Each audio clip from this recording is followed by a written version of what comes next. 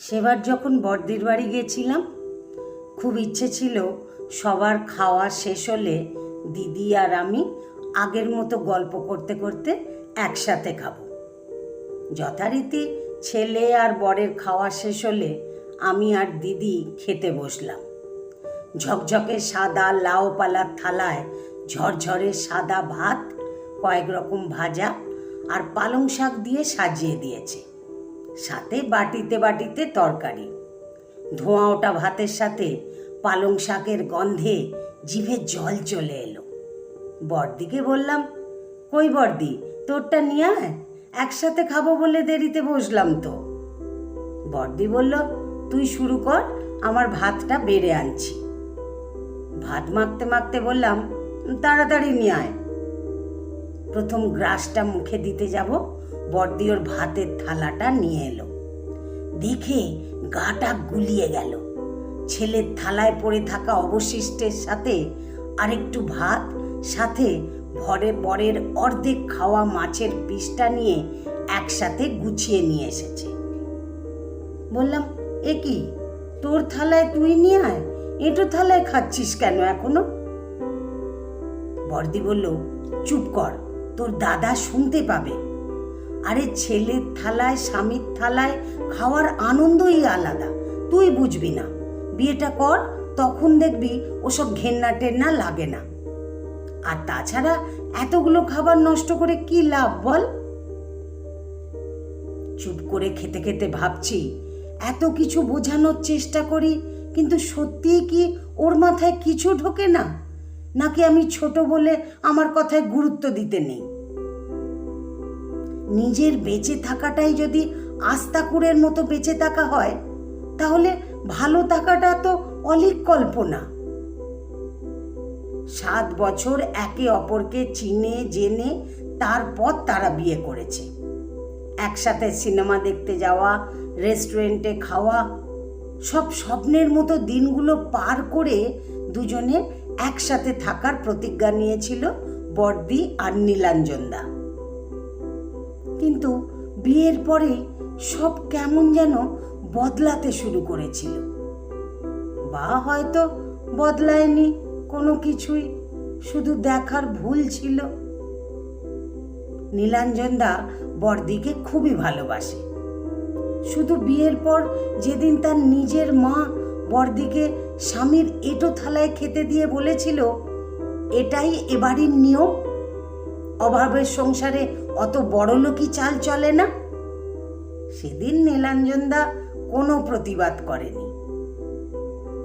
আজকালকার দিনের মেয়ে হয়েও বড়দি জড়িয়ে গেছে একের পর এক পুরনো দিনের নিয়মের বেড়া জালে। প্রতিবাদ করতে গেলে নীলাঞ্জনদা বলতো, আমার মাও তো এগুলো মেনেই সারা জীবন সংসার করেছে, তোমার মানতে দোষ কোথায়? আধুনিক এবং উদার মনস্ক যে মানুষটিকে বড়দি ভালোবেসেছিল, সেই মানুষটিকে সে কয়েক বছরের মধ্যেই হারিয়ে ফেলে। বড়দির ছেলে যখন একটু বড়, তখন নীলাঞ্জনদা আর্থিকভাবে অনেকটাই সচ্ছল হয়ে ওঠে। সমাজের তথাকথিত বড় লোকদের সাথে পাল্লা দিতে নতুন সাজানো ফ্ল্যাটে ওঠে বড়দি আর ছেলেকে নিয়ে। না, বড়দির আর এখন কোনো অভাব নেই। বেরোলে নিজস্ব গাড়িতে বেরোয়, ইচ্ছে খুশি মতো কেনাকাটা করতে পারে, যা ইচ্ছে খেতে পারে, যেখানে খুশি যেতে পারে। শুধু দিনের শেষে দুজনে গরম চায়ের কাপে চুমুক দিতে দিতে মন খুলে গল্প করতে পারে না। সেই আজকের দিনে দাঁড়িয়েও এত সচ্ছলতার মধ্যে থেকেও বড়দি সেই এঁটো থালায় খাওয়ার নিয়ম বজায় রেখেছে।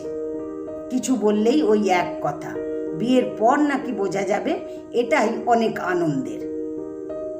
না, বিয়ের পর সত্যিই বুঝতে পারিনি, কারণ সেই পরিস্থিতি আসার সুযোগই দেয়নি কখনো, বা সে পরিস্থিতি আসেও নি। কোনো বোতলে জল খাওয়ার আগে অবশ্যই জিজ্ঞেস করে নিয়েছি বোতলটাতে কেউ মুখ লাগিয়ে খেয়েছে কিনা। এঁটো হাতে নিজেও কখনো কাউকে কিছু যেমন দিই না, ঠিক সেরকমই কারো থেকে নেওয়াও পছন্দ করি না, সেটাও বলেছি। হ্যাঁ, স্বামী স্ত্রীর সম্পর্কে ভালোবেসে একে অপরকে খাইয়ে দেওয়া, দুজনে এক থালায় খাওয়া, সেগুলো অন্য রকম। তাতে ভালোবাসা থাকে, কোনো বাধ্যবাধকতা নয়। না, বিয়ের পর সত্যিই বুঝতে পারিনি, কারণ সেই পরিস্থিতি আসার সুযোগই হয়নি।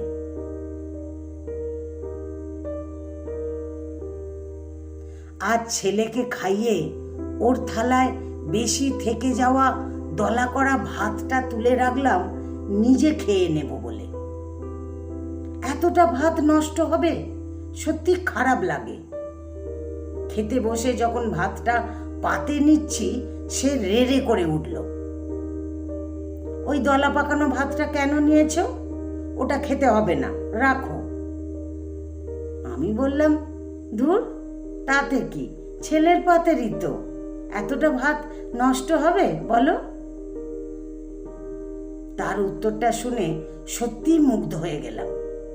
সে বলল, একদম এভাবে কম্প্রোমাইজ করবে না, নিজের টুকু নিজে ভুললে চলবে না। এরকম স্যাক্রিফাইস করতে করতেই একদিন তোমার মধ্যে ওই গিল্টি বোধটা চলে আসবে। মনে হবে যে সারা জীবন তো শুধু স্যাক্রিফাইস করে ছেলে মানুষ করেছি, তাই ছেলে আমার সম্পত্তি। নিজেকে ভালো রেখে তবেই সংসার আর সংসারের মানুষদের ভালো রাখা যায়, স্যাক্রিফাইস করে নয়। আমার মাও সারা জীবন শুধু আমাদের জন্য স্যাক্রিফাইস করেছে। তার ফলস্বরূপ আজ শরীরে নানান রোগ, ঠিক সময়ে চিকিৎসাটুকু পর্যন্ত করায়নি। কথাগুলো শুনে মনটা সত্যিই ভরে গেল। সবাই যদি এরকমটা ভাবতো। সমাজে মা আর স্ত্রীর মধ্যে অনেক দ্বন্দ্ব নিয়ে কথা হয়, কিন্তু এ কথা সত্যি, যে ছেলে মায়ের কষ্ট বোঝে, মাকে ভালোবাসে, সে স্ত্রীকেও তার যোগ্য সম্মান ও ভালোবাসা ততটাই দিতে জানে। মায়ের কষ্টগুলোকে নিজের চোখে দেখেও সেগুলোকে কেউ নিজের স্ত্রীর ওপর চাপিয়ে দিতে চাইলে বুঝতে হবে তার মনে মায়ের প্রতি বা স্ত্রীর প্রতি কোনো রকম সহমর্মিতা বা ভালোবাসা নেই, আছে শুধু প্রতিহিংসা।